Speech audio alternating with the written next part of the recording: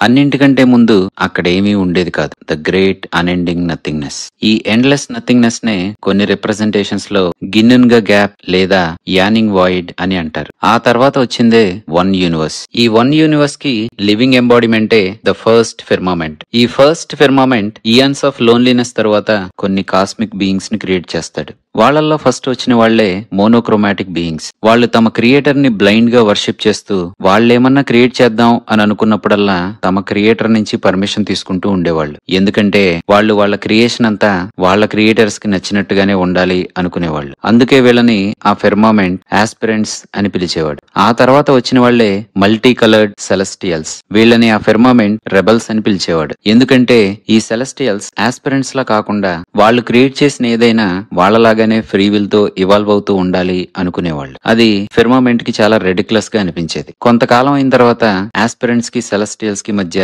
Conflict arise అయి war breakout అయింది. Cosmic beings మధ్య జరిగిన ఆ వార్ నే సెలెస్టియల్ వార్ అని అంటారు. సెలెస్టియల్స్ ని ఆపడానికి అన్నట్టుగా ఆస్పిరెంట్స్ గాడ్ కిల్లర్ ఆర్మర్ ని బిల్డ్ చేస్తారు. ఆ గాడ్ కిల్లర్ ఆర్మర్ ఎంత పవర్ఫుల్ అంటే ఆ వార్ ని వాళ్ళకి ఫేవర్ గా మార్చేస్తుంది. కానీ కొంతకాలం తర్వాత ఆస్పిరెంట్స్ ఫ్లీట్స్ కి కావాల్సిన కీ ఎలిమెంట్స్ ని ప్రొవైడ్ చేయడానికి అన్నట్టుగా ఆ ఆర్మర్ లో కొంత భాగాన్ని వాళ్ళు తీసుకుంటారు. కానీ ఎవరికి ఏది అనే ఇంటర్నల్ కాన్ఫ్లిక్ట్ వలన వాళ్ళల్లో వాళ్ళకి సివిల్ వార్ మొదలైద్ది. దాంతో సెలెస్టియల్స్ రికవర్ అయి ఆస్పిరెంట్స్ ని తొక్కేస్తారు. ఉరుమురుమి మంగళం మీద పడింది అన్నట్టు వీళ్ళిద్దరికి మధ్య జరిగిన గొడవలో సెలెస్టియల్స్ వదిలిన అన్ఇమాజినబుల్ పవర్ఫుల్ వెపన్స్ డిటనేట్ అవడంతో ఆ ఫస్ట్ ఫిర్మామెంట్ ముక్కలవుతాడు. దాంతో ఆ వన్ యూనివర్స్ ఫ్రాగ్మెంట్స్ కింద విడిపోయి మొట్టమొదటి మల్టీవర్స్ క్రియేట్ అవుతుంది. దీనినే మొదటి మల్టీవర్స్ లేదా సెకండ్ కాస్మోస్ అని అంటారు. ఆ దెబ్బతో భయపడిన ఫిర్మామెంట్ మిగిలి ఉన్న ఆస్పిరెంట్స్ తో కలిసి ఫార్దెస్ట్ ఎడ్జెస్ ఆఫ్ బీయింగ్ కి పారిపోతాడు.